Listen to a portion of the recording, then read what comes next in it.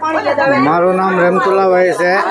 હું આ ઢારિયા ઉપરથી 1-2 વાર પડી ગયો છું ને આ ઢારિયાનો કાંઈ બી જે બને એમ નગરપાલિકાને નમ્ર વિનંતીથી કહું છું કે આ ઢારિયાનો કાંઈક ઉપયોગ સરખો કરો, અથવા બે પગથિયા મૂકી દો, અથવા રસ્તાને સરખો કરી દો। અહીં કેટલાય માણસો પડે છે, મારી જેવા છોકરાય પડી ગયા છે, ગઈઢા બુઢા કેટલા પડ્યા છે ને મારે તો આ ગોલામાં તકલીફ હતી ને ગોલો ભાંગી ગયો પાછો। હવે મારે ક્યાં જવું એનો કાંઈ રસ્તો કરો। મારું નામ મહેન્દ્રભાઈ દેવસીભાઈ કાથડ છે। હું આવાસ યોજનામાં બ્લોક નંબર 647માં રહું છું। મારા ઘરની બાજુમાં ત્રીજા બ્લોકની નીચે એક ઢારિયો કરવામાં આવ્યો છે, રસ્તો જ કર્યો છે નગરપાલિકાએ।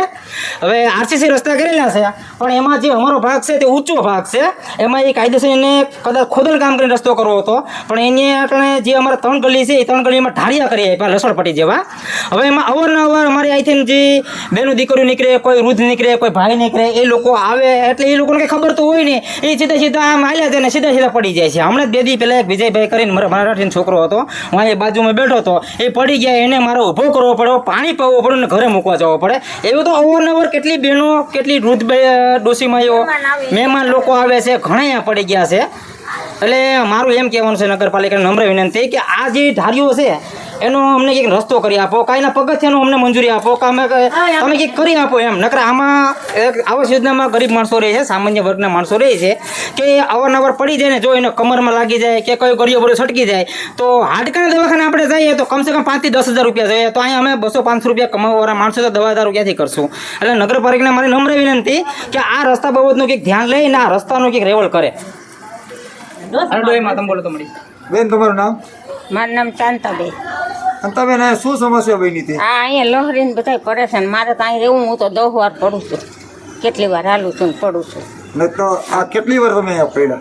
કેટલી વાર પડી છે, કેને કહેવા જાવું? આ કડ તો હજી દુખે। અને કયો વિસ્તાર છે આ? દેડીને ધાર આવો છે। તમારું બેન નામ?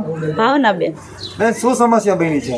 આ રોજ અમે નીકળી આવી જાય, અમારા શેરી વાળા બધા અમે વારા ફરતી પડી છે, આનો કંઈક અમે નિકાલ કરો। ક્યાં કારણસર તમે પડો છો અહીંયા? અમે હાલતા ચાલતા પાણી આવે તૈયાર પડી, આ ગઈઢા માણા પડે બિચારા, આ છોકરાઓ સાયકલ વાળા લપટીને પડે, એનો કંઈક નિકાલ તો કરવો પડે ને। આ શેરી અમારા અધર છે ને તો બહુ જ તકલીફ પડે, ગઈઢા માણા પડી જાય, ડોસીમાં હોય, કોઈ અમે છે, કોઈ લપટીને પાણી આવે તોય તકલીફ પડે છે। આ વિસ્તાર કયો છે અને કયું ગામ છે? આ અમારે દેડીની ધાર બોલાય છે, સરકારી આવેશના યોજના। અને વોર્ડ નંબર? અમારે 6